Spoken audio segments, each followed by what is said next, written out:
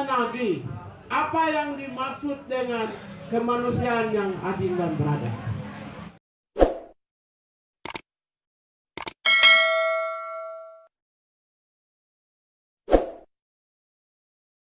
Menagih apa yang dimaksud dengan kemanusiaan yang adil dan beradab. Apa itu ketuhanan yang Maha Esa? Apakah ketuhanan dan kemanusiaan itu hanya sebuah adagium, sebuah kata-kata yang hanya terbayang, semua kata-kata imajiner? Tidak. Pancasila yang mengandung 5 sila itu adalah kata-kata kerja. Karena itu setiap orang melakukan tindakan, kegiatan, dan pekerjaan merujuk kepada amanat 5 sila yang tertulis dalam Pancasila. Yang pertama, kalau kita bicara tentang andaikan kemanusiaan yang adil dan beradab, ada 2 hal peristiwa besar, peristiwa tragedi nasional yang sering menjadi memori pasionis, memori derita bagi keluarga di Indonesia, saudara-saudara sekalian. Yang pertama adalah peristiwa ketika Lebaran, mudik. Mudik Lebaran itu kurang lebih 1000 orang biasanya mati di jalan. Kurang lebih 1000 orang mengalami kecelakaan di jalan. Ingat ya, ini peristiwa besar, 1000-2000 orang. Banyak orang yang mati di jalan. Yang kedua, pemilu. Kemarin 700 orang mati. 2 peristiwa ini saja selama ini kita mengikuti, ternyata pemerintah tidak pernah merespons atas kematian ini. Kalau di negara-negara lain 1 orang meninggal karena kelalaian pengaturan lalu lintas, maka Menteri Perhubungan sewajarnya mengundurkan diri. Kalau 1 orang, 2 orang meninggal karena ketidakmampuan mengatur lalu lintas perhubungan udara, laut, dan darat, kemudian mengakibatkan kematian pada orang, maka harusnya pemerintah bertanggung jawab dan minta maaf. Tapi bayangkan setiap mudik Lebaran, ribuan orang mati, tidak pernah ada yang minta maaf, hanya rilis bahwa sekian banyak kecelakaan dan sekian banyak mati. Tidak ada respon. Kemudian yang kedua, dalam pemilu 700 orang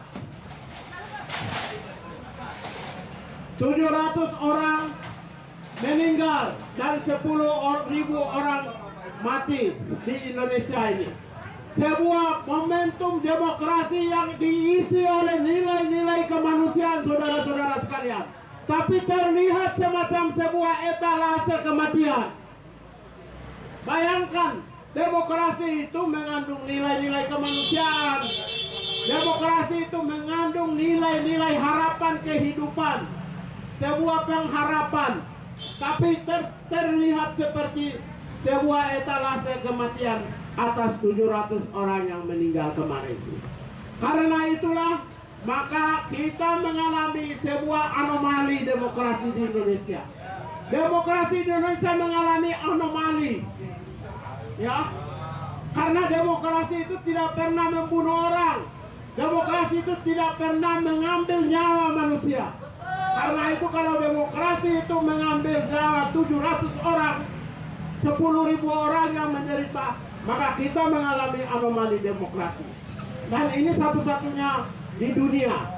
Tidak ada negara lain yang sebuah proses demokrasi mengakibatkan kematian 700 orang semacam di Indonesia 2019. Terlepas dari apa penyebabnya, itu adalah urusan kedokteran. Tetapi fakta bahwa pemilu menghasilkan kematian adalah merupakan tanggung jawab pemerintah. Pemerintah tidak bisa menghindari tanggung jawab terhadap kematian 700 orang. Karena apa? Kalau pemerintah tidak menyelenggarakan pemilu, maka tidak mungkin 700 orang mati. Kalau pemerintah mampu mengeluarkan peraturan KPU yang melindungi penyelenggara pemilu di bawah, baik itu dari tes kesehatannya, menyediakan puskesmas berjalan, menyediakan obat-obatnya, menyediakan kemampuan kesehatannya, maka tidak mungkin 700 orang itu mati. Karena itu kurang antisipasinya penyelenggara pemilu telah menyebabkan kematian 700 orang rakyat Indonesia meninggal di dalam momentum pemilu. Karena itu siapa yang bertanggung jawab? Penyelenggara pemilu yang bertanggung jawab. Penyelenggara pemilu siapa? Negara yang bertanggung jawab. Karena negara yang menyelenggarakan pemilu di Indonesia. Oleh karena itu, tanggung jawab negara itu ada dua. Tanggung jawab terdata dan tanggung jawab pidana. Tanggung jawab pidananya itu adalah kepada penyelenggara pemilu. Kalau tahun-tahun sebelumnya penyelenggara pemilu pernah meninggal, maka kenapa mereka tidak bisa mengeluarkan peraturan yang melindungi supaya tidak meninggal lagi? Kalau mereka lalai, maka kelalaian menyebabkan kematian. Oleh karena itu, maka penyelenggara pemilu wajar diberi hukuman pidana penjara. Dalam konteks pidana ini disebut delik culpa, kelalaian atau kealpaan menyebabkan kematian bagi rakyatnya. Karena itulah maka penyelenggara pemilu wajib dihadapkan pada hukum untuk mempertanggungjawabkan atas kelalaian mereka. Kemudian selanjutnya, apakah dengan peristiwa 500 orang meninggal kita semua harus diam? Tidak bisa. Ini negara besar. Negara besar. Karena itu orang yang meninggal, warga negara yang meninggal harus menjadi beban dan tanggung jawab negara untuk mencari jalan keluar penyelesaiannya. Apakah jalan keluar berdasarkan proses hukum atau kompensasi, rehabilitasi, dan rekonsiliasi? Itu adalah jalan-jalan penyelesaian. Tetapi bahwa negara mengambil alih tanggung jawab, itu adalah sangat urgen dan penting untuk menyatakan bahwa sila kedua Undang Pancasila, yaitu kemanusiaan yang adil dan beradab, ada di Indonesia. Saya kira itu beberapa hal yang saya sampaikan kepada saudara-saudara sekalian. Demikian. Assalamualaikum warahmatullahi wabarakatuh. Salam sejahtera, nama budaya, Om Swastiastu, salam kebajikan, merdeka! Merdeka!